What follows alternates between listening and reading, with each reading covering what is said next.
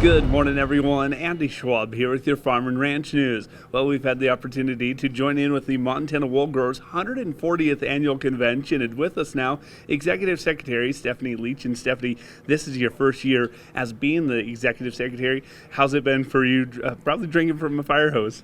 That's a very good analogy, yes, and that fire hose is on full blast right now. It's been great. It's been a very busy fall. Convention is very well attended. We have a lot of producers, a great lineup of speakers. It's been really exciting to build this and get this going this year. My first year actually attending convention. I have not been able to attend. My husband always has. So that's been very exciting.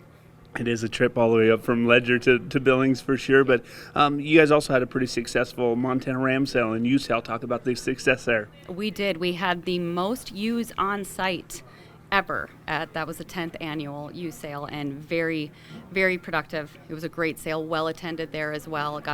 For myself, I got to visit quite a few producers that I hadn't met before, so that was a lot of fun, but very good.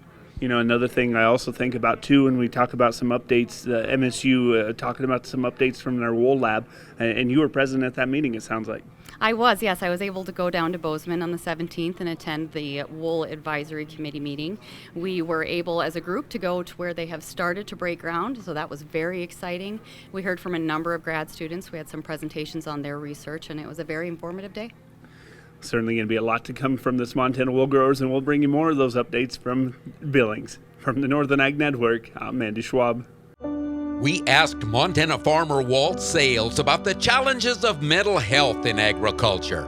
Another drought. There always is. There's always going to be another something.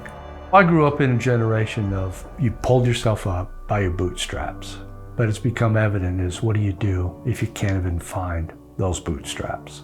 If you need to talk to somebody, go to beyondtheweather.com for free counseling for Montana ag producers. Welcome back, friends, to your Ag News and your markets. Well, as always, consumers are wanting more information on the food that they're consuming. With that, the Wheat Food Council has put a social media campaign together that educates fitness professionals and trainers about the benefits of wheat foods and healthy diets. The new WFC campaign on Facebook and Instagram provides evidence-based information on the nutritional performance advantages of wheat foods. Among some of those advantages is how wheat foods serve as a reliable and efficient source of energy. The campaign also helps dispel the myths about the wheat foods and fosters a deeper understanding of the positive impact that they have on the performance and well-being. Now, WFSC President Tim O'Connor said, by harnessing the power of social media, the campaign creates a dialogue, encourages knowledge sharing, and inspires a shift in how fitness industry views the wheat foods in the healthy lifestyle. Now, it was a little bit of a surprise last week to see the cash cattle market slipping a little bit lower on those typical days that the price setting happens and having stronger prices on the board those days.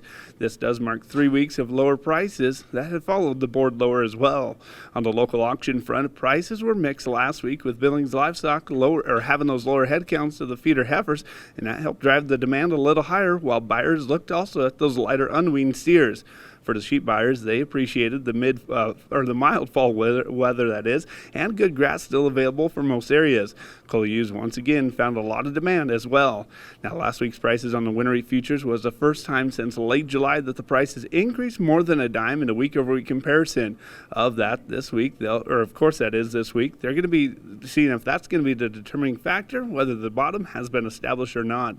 Well, that's going to do it for Ag News and Markets. I'm Andy Schwab. Have a great rest of your day.